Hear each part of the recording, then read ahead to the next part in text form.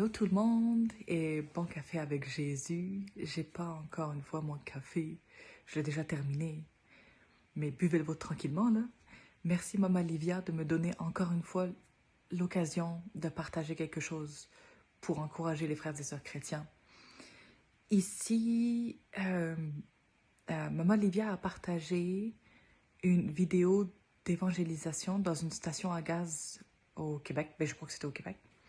Et ça m'a rappelé à quel point l'évangélisation a été importante aussi dans ma vie. Donc, voilà mon expérience personnelle. J'ai habité 5 ans à Paris. J'ai pas grandi avant ça dans une famille chrétienne. Je savais pas qui était Dieu, qui était Jésus. Pour moi, la Bible, c'était un mauvais livre. Et pour moi, toutes les religions étaient mauvaises. Et quand j'ai habité à Paris, ma vie spirituelle et mes pratiques spirituelles ont été de pire en pire par manque de connaissances. Et toutes les personnes chrétiennes que j'avais croisées n'avaient jamais tenté de me parler de Jésus. Malheureusement, j'étais tombée sur ces chrétiens qui jugent et condamnent à la mort éternelle les personnes qui ne sont pas chrétiennes. Je dis ça parce que c'est une vérité, malheureusement, et arrêtez de faire ça, surtout les catholiques. Là.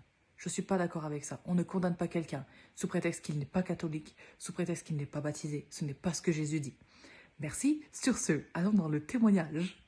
Donc, quand j'ai habité en région parisienne, ma vie spirituelle était de pire en pire. Mais à mon dernier employeur pour qui j'ai travaillé, j'avais une collègue de travail. Je ne savais pas qu'elle était chrétienne. Je ne savais pas qu'elle avait Jésus dans son cœur. Mais un jour, elle m'a vue au temps de lunch. Tout le monde était parti dehors pour manger. Et elle était restée ici, dans les bureaux. Et je suis passée à côté d'elle pour aller prendre ma nourriture, je crois, ou quelque chose comme ça. Je suis passée à côté d'elle. Et elle a ri aux éclats, avec vraiment une grâce incroyable. Et j'avais un collier, j'avais un pendentif, avec une étoile sataniste et des noms de mauvais esprits, des noms de démons et plein d'autres symboles, tout ce qu'il fallait pas. Je l'avais autour du cou et ce collier était toujours très lourd autour de mon cou, très chaud et jamais agréable à moi. Mais je le portais quand même, à savoir, tu vois. Et elle a ri aux éclats et elle m'a dit, tu n'as pas besoin de ça. C'est pour dire la confiance qu'elle avait en Jésus-Christ, à quel point elle était ancrée en Jésus-Christ.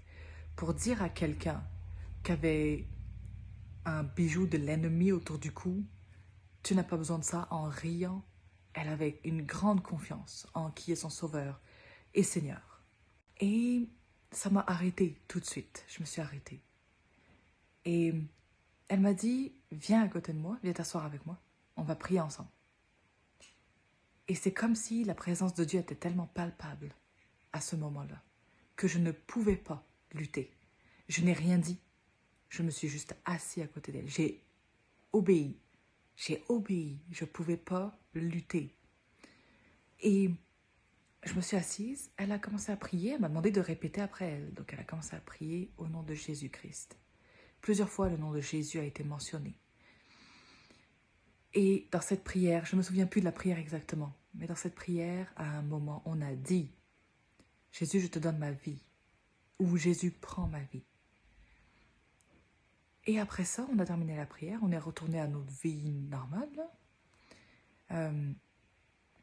Et j'avais pas vu de différence. J'y pensais même plus. Après, j'avais oublié cette prière-là, j'avais oublié ce moment-là. 1 an après que cette femme chrétienne ait prié pour moi et avec moi, 1 an après, j'ai été sauvée. 1 an après, j'ai rencontré Jésus. Dans un autre continent, mais j'ai rencontré Jésus 1 an après. Donc, en tant que chrétien, c'est notre rôle aussi de parler de Jésus aux autres. On ne doit pas forcer. Si on ne se sent pas invité par le Saint-Esprit à aller parler à quelqu'un, si on n'est pas très confiant, il n'y a rien qui nous force à y aller. Mais le but, c'est d'essayer. Le but, c'est de ramener autant de brebis possible à Dieu. Donc, quand on ne se sent pas en confiance, il ne faut pas rester sur ce sentiment d'inconfort. Il faut pousser un petit peu plus. C'est ce que Jésus attend de nous. Qu'on s'appuie sur lui, sur sa force à lui. C'est lui qui nous donne la force, c'est lui qui nous donne les bons mots. Mais il faut qu'on accepte d'avancer vers la personne qui nous fait peut-être peur, ou la condition dans laquelle cette personne est nous fait peur. Et on a peur d'être contaminé par cette condition. Mais ça n'arrivera pas. On est en Jésus-Christ, on est intouchable par l'ennemi. Intouchable. Le malin ne nous touche pas. C'est à nous d'utiliser tous les outils qu'on a dans la parole de Dieu pour nous protéger, pour nous équiper, pour nous préparer et pour aller dans les nations et partager la bonne nouvelle. Et le Saint-Esprit fait tout le travail. On n'a absolument pas à s'inquiéter de ça. C'est Jésus qui fait tout le travail. On est un outil du Seigneur, un outil du royaume des cieux. Et on est aiguisé à chaque pas qu'on fait pour la gloire de Dieu sur la terre.